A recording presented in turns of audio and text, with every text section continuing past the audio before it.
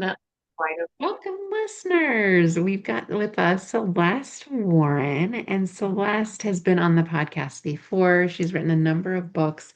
Her latest about equity, and we're going to talk about what equity is, why it matters, and a lot of misperceptions about equity. Celeste Warren is a globally recognized thought leader, author, and former Fortune 100 vice president and chief DEI officer with a 28-year corporate career. She's the founder of Celeste Warren Consulting, partnering with organizations to drive equitable, inclusive, and high impact cultures. She also co founded Destination STEM, a nonprofit expanding STEM education for students of color. And she's a sought after global speaker, author of multiple works, including her latest book, The Truth About Equity, which I have read and have many Yay. earmarked pages here. I'm excited to dig in, Celeste. Welcome back. Well, thank you, Julie, for the invitation again. It's good to see you again. Oh, it's so great to see you. And thank you for continuing this important work. I know there's fewer and fewer books coming out about these subjects, and especially the E word, which people tend to really struggle with. So I thought maybe we'd start there, Celeste. Like, why do you think equity is such a challenge for folks? It's interesting, Julie. You and I met 4 or 5 years ago when I wrote my first book, and that was about specifically about diversity and inclusion. And even for people that were enthralled with diversity and inclusion and ambassadors and really embraced it, there was still this question mark around equity. They didn't fully understand it. And so I purposely in that book didn't write about equity. I said, I'm just going to focus on D&I. And so then that led to, well, Celeste, when are you going to talk about equity? And so knowing that I was going to be going to another chapter, I started planning on thinking about, okay, I need to write about it. And then with everything that was happening, especially in the United States and across the globe, because back in 2024, there was about an unprecedented amount of elections that were going on in different countries. I think it was upwards of 80 plus. And so in a lot of those elections, the more conservative candidate got the role. And so it wasn't just happening in the United States, although it seems to be pretty exasperated here. It was happening around the country. And so I thought that with all of the anti-DE&I rhetoric, with all of the different misinformation, with the purposeful disinformation that was coming out, I felt I needed to write a book around equity. And the title, I kept going back and forth on the title, and we finally landed on the truth about equity, what it really is, what it isn't, and why everyone wins when we get it right, because that's the crust of it. And equity, so let me explain it really. One of my things that I like to do is explain it very pragmatically, so people don't think it's this enigma wrapped up around a question mark. But when you think about diversity, diversity is simply differences in people, those you can see and those you can't see. That's very plain, very simple. That's what it is. Different perspective, different skills, different capabilities, different cultures, different life experiences. Inclusion is you have all of these differences, and how do you leverage them? How do Mhm. you bring them forward towards a collective purpose? And that collective purpose could be the mission or vision of your organization, your nonprofit, your university, whatever it is. But you do that by surrounding them with a culture of inclusion, so you can leverage all of those differences embodied in all of those different people to that collective purpose. Now, equity comes in when you are with all of those people, knowing that they came from different starting points, right? Different walks of life, different life experiences, different skills, like I said. You have to be able to meet each of them where they are to bring them forward to that collective purpose, whatever it is in your organization. And you do that through acts of equity, giving them what they need to have access to opportunities, to careers, to various different aspirations that they may have. And that's the role that equity plays. It meets them where they are and then provides things that are going to either remove obstacles or barriers or give them resources to get them to that collective purpose, which benefits the entire entity.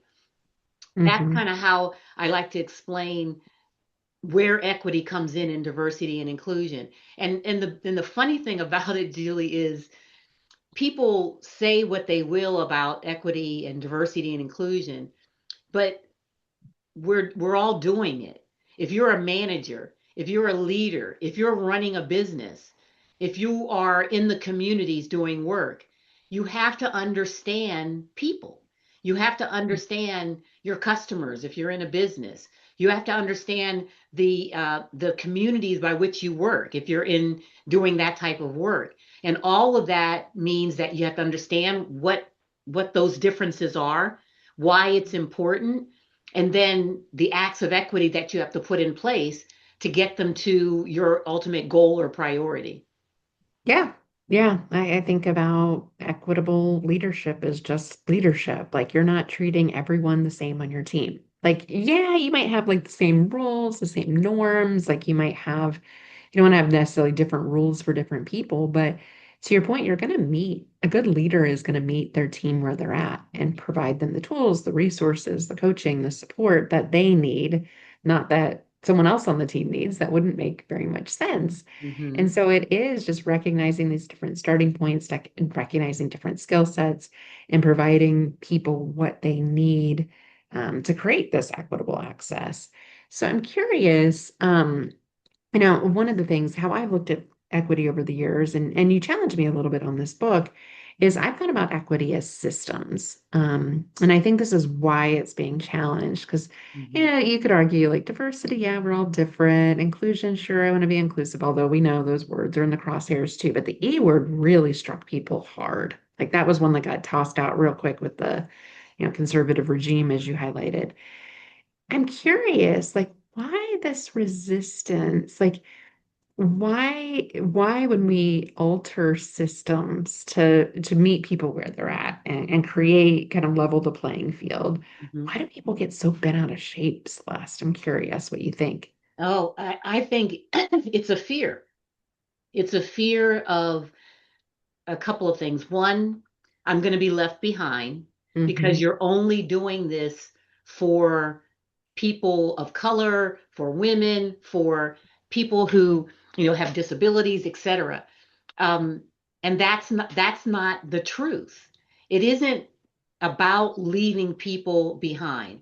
And I use the Deloitte illustration where the rocks in the fence, where in the first illustration they're all standing on one rock. The person on the right still can't see over the fence. Person in the middle can barely see. Person on the left can clearly see over the fence. You get to that middle illustration, the person on the right's been given two additional rocks, person in the middle additional rock, and the person on the left still has one. Well, what's been happening is and you think about equity as those rocks that, to give them access, to give them visibility over the fence. And the fence, in my analogy, are those, I call them isms, those things that they didn't crop up overnight. They've been around for a while. They've been institutionalized. They're in the systems. And so we Hmm. have to do the work of not just putting the rocks in place, but we have to tear down the fence too. That takes a longer amount of time, harder work. But the person, while we're doing all of this work, the person who was standing on one rock in both illustrations, well, they're looking to their right and they're saying, well, how come they have three rocks, they have two rocks, and I only have one? That's not fair. So they feel Hmm. like they're being left behind because they don't understand that there's a fence there. They don't understand how it manifests itself to his or her colleagues to the right. And so they have to we have to help them to understand that, give them resources so they can read, so they can understand, build their awareness that that fence is there and that they've always been able to see over it because of numerous factors, life experience, privilege, all of those different things. But they're not being left behind because they can still see over the fence. So there's that fear of, I'm going to be left Hmm. behind. And so, in that analogy, is a great sort of depiction of you're not being left behind because nothing was taken away from you. We've just simply given others access, but they don't see that. They just see the rocks. No, They because see, if you've operated your whole life with the isms working for you and not seeing the fence, and now you have to see the fence, it's very jarring yes, for people that extremely haven't. jarring. been able to see past the fence. It's like, finally, you see the fence. And that's the Exactly. part of our work, Celeste, is like, how do we help them see the fence without scaring them so Mm-hmm. much? Mm-hmm. And as a white person, learning about racism and constantly relearning and unlearning and all the things, because I'll never fully understand it. I think, I think what's jarring for folks is you grew up thinking one way, and it's really unsettling to think, like, I thought everything was fair. I thought my hard work paid off. I thought, I had hardships and I worked through them. But then I realized other people had a whole different set of experiences, and maybe my hard work looked different than their hard work. And if you're being really honest, that is a hard thing to square and reconcile and that's why the word privilege is so jarring for people as well, because it feels like I've been told a lie, like I've been consuming something that was false, and now I have to totally abandon that and accept this new reality. And I don't know, I've tried to grapple with what the heck has been happening the last couple of years and why we have so much disruption. And as you and I say, take a couple steps forward, it feels like we're taking many steps back, why this has to happen. But the thing I've come to realize, and I don't have a magic wand, I wish I did, but as you eloquently point out in the book, this is a time for us to re-examine systems, because maybe going after the individual and trying to help them be more aware, be more of advocates, be more like allies, as I've talked about for, over a decade. Maybe the individual approach was necessary and helpful for some, but maybe it alienated quite a few, and those happen to be folks that are pretty darn outspoken naysayers. So what if we fix the fence? What if we worked on the fence right now? Well, they can't see the fence. They don't know the Mm-hmm. fence is there, but it's not working. It is not working for anyone, I would argue. One of the things I love about your book is, as an HR leader, you point out some systemic things in the workplace we can Mm-hmm. fix. And this isn't, I think this is, I call it like the less sexy work of DEI, but the necessary work. And it's not likely to get as much attention, I don't think, Mm-hmm. from Mm-hmm. the other extreme. So I'm curious, from an HR leader perspective, like, what are some of the systems we could look at right now? The systems we Yeah. need to So, fix. you actually said it right. You're walking a tightrope because Mhm. you're saying that all of the things that mom and dad and auntie and grandma and granddad and all those people at the dinner table, everything that they talked about, you grew up with beliefs, fundamental beliefs Mhm. that you may have to kind of rethink them as your world grows and widens and you meet different people and you see different things and you explore different perspectives. But the things that we have to do, and there's a misconception that equity and doing this work, the systemic work, that it's going to slow things down. If I'm running a company, I don't want things to slow down. I need to get my product out. I need to do this. I need to do that. And the thing about it is equity doesn't cause friction. It actually removes it. It removes those issues. And so some of the systemic things from a people standpoint, looking at the alpha to omega of employment, first starting with your sourcing strategy. Where are you going to get people? Yeah. Where are you recruiting from? Are you fishing from the same pond? And then saying, okay, well, we can't get Catching the diverse same fish. hires. I don't know why. Yeah, yeah, Going to the same exactly. pond. And how many times, I've sat with leaders or hiring managers and recruiters, and they've said, the recruiter says, I want to make sure that I get you a diverse candidate slate, right? You've heard that before. And the manager then says, well, I want to make sure it's a qualified candidate. And so I'll a lot of times interject and say, well, why did you say that after your recruiter said what she said or he said? And I get this and that basically is their own bias of, if you're saying that you're going to bring me diverse candidates, then they're not going to be qualified. So the recruiting process, the staffing process, we need to make sure that we're not doing something that is going to inherently build in bias in the process. we need, we know managers, people are inherently biased. You know this, you're an expert in that space. So we have to look at the system and say, okay, from a diverse sourcing standpoint, how am I making sure that I understand the skills, the capabilities, the experience, the characteristics that you want for this role. I need you to understand, hiring manager, that that can be embodied in a person across a bunch of different identities. So making sure that through the staffing process, the acquisition process, that we're using structured interview process, panel interviews. We're making sure that each candidate is asked the same questions. And we're Mhm. doing, instead of individual one-on-one interviews, you bring them together in a panel. And so the panel is hearing the responses from the candidates all at the same time. And then when they're having discussion about the candidates, ultimately, they can challenge each other on what they heard and help to broaden that spectrum around how they understood it based on their own biases. So that's one thing from an acquisition standpoint. Another thing from a talent development standpoint, how are you looking at your team, a manager looking at their team and saying, okay, how am I making sure that this team member is getting the skills and capabilities that they need, and et cetera, et cetera? Because there are certain things that are foundational, learning that they need, that's foundational for the job, for the role, for the team. But then you have to, as a manager, meet them where they are. This is part of those acts of equity. Understand what's getting in the way of them being able to achieve whatever it is, a level of performance in this particular case, and then giving them what they need. If that's additional training, if it's additional resources, whatever it is, giving it to them. So ultimately, their performance and the team's performance, and ultimately the organization's, is going to be better. So there's that piece of it.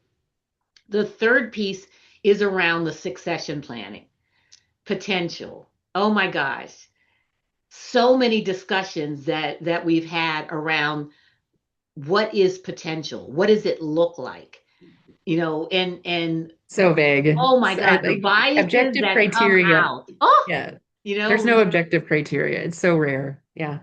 and so making sure that you're very clear on what the criteria is for potential for certain senior level roles.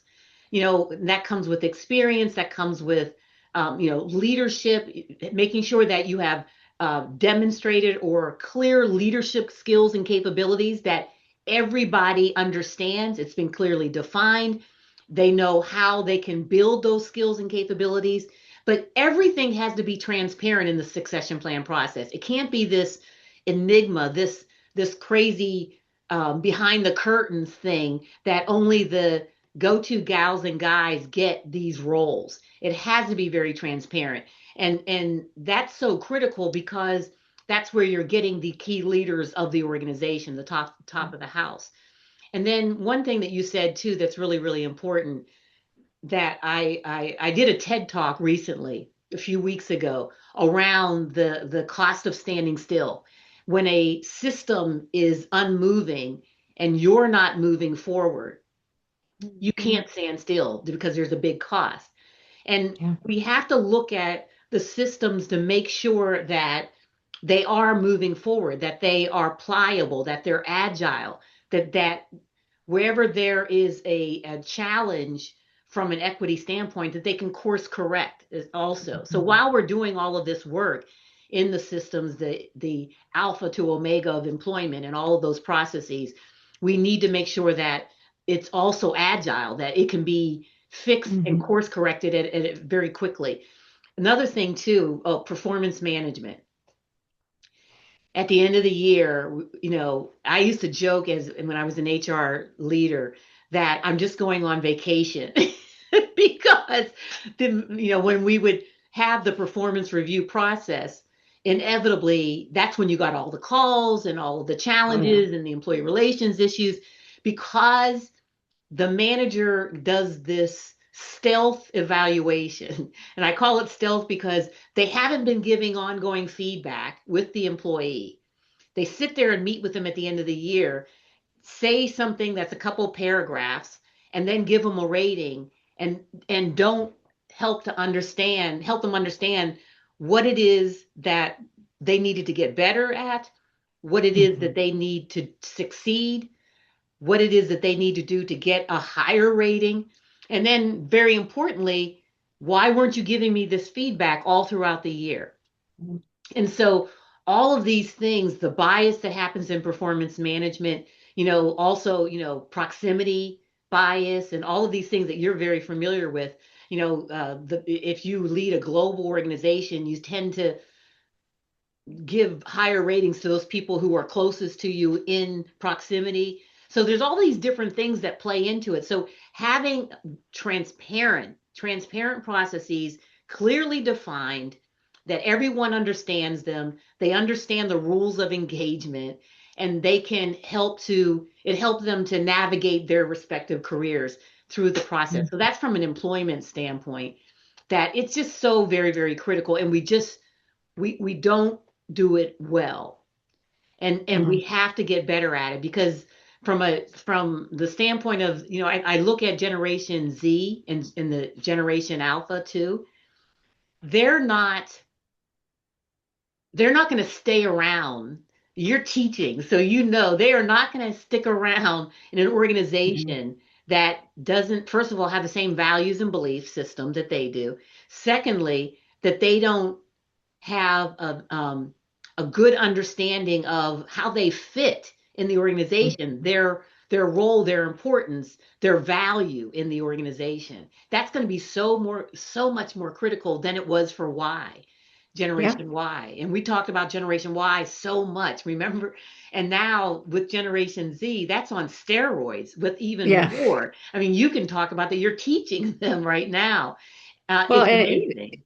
yeah, I mean, us millennials, we came into the workforce expecting these things that I think Gen Z expects, but we didn't have any power. We had the dot-com boom and bust, we had the 2008 financial crisis, we had the pandemic, all sorts of headwinds but this Gen Z and soon to be Gen Alpha, they're coming in hot with a lot more power. The labor shortages that you and I know that we're going to have in a few years' time, like they don't have to stay and they won't. We kind of didn't have a choice. So I think there's going to be a huge wake-up call for leaders in a few years, especially if you hit the pause button and really pivoted and abandoned all of your DEI work. Even if you rebranded it, that's fine, right? We understand that. As long as the work continues, the words can change. But if you really rode the big wave and abandon it when it was important, then you're going to pay some serious consequences in a few years. And Celeste, what I really like about your approach, and this is something I've been teaching at Indiana University in our talent management course, is looking at each part of the employee experience, the life cycle from recruiting and hiring to performance management to succession planning. And we just had a really interesting conversation about succession planning last Oh, night. I'd And you're love right. to hear it. They're like, we don't know what happens at our company. Like one person and 70 students had a really interesting, transparent succession planning process. But the rest of them, and these are all full-time or MBA, part-time MBAs I'm teaching, are like, yeah, I didn't even know this was the thing. Like, I just thought that we magically hired someone or promoted someone, and I don't know the criteria for promotion. So I think what you really put a pin on is these fences, back to the fence analogy. The fences aren't working for anyone. Like Mhm. these isms are holding everyone back. And when we create fair and equitable systems, or equitable systems that produce fair outcomes, they produce fair outcomes for everyone, not just the person that needs an extra rock or two. It's better for you. It's better for me if we all know the objective criteria of how we're going to be evaluated. It's better for me if I have a transparent promotion and pay equity process so that I don't have to worry about it as a manager if I'm Mhm. doing it right, or as an employee if I'm meeting expectations. Those are stressful things to not know about and just wander around in the workplace. We would never do that in other parts of our Yes. lives, just have no rules or no transparency. That would be very odd to just get on And the we road wouldn't do and it in the business. Think about it right. from a business standpoint. You wouldn't have not have a marketing strategy, a sales strategy, an R&D strategy. Even in manufacturing and supply chain, you have an interconnected network. You plan. you wouldn't sacrifice that in any other aspect of your business and of your life, like you said. But it seems as if it's almost as if in the people sense, from especially from a diversity, equity, inclusion standpoint, that it's like the scapegoat almost. Like, Hmm. oh, Hmm. all these excuses that we make in that respect when they fully don't understand that your business, your community, your university, it's comprised of people, not robots. Yes, we talk about artificial intelligence, but if you don't understand people, the essence of people, you can't succeed. You just can't succeed. No, no, I think on the other side of this, we'll have a real reawakening of some sorts, and I think equity is going to reemerge strongly. So, you wrote I the book we all need to read now to be ready, The Truth About Equity. Celeste, congratulations on the TED Talk as well, and think. thanks for all the important work that you're doing. Tell our listeners how can they get in touch with you and follow your work. Yeah, you can go to my website. It's crwdiversity.com. And it has all the things that I'm doing and I'm up to. You can get on there, get on my mailing list. I send out a newsletter every about 3 or 4 times a year, not to overwhelm people, but just to kind of let them know kind of what's coming and what's going on and how they can better equip themselves to have intelligent conversations, not fist pounding on the desk conversations, but just things to make people aware. And also, you can get the book as well. You can go to the website to get the book, or you can go to Amazon as well. Thanks, Celeste. I really appreciate the helpful strategies you shared with us today. Thank you for the invitation, Julie. Good to see you again.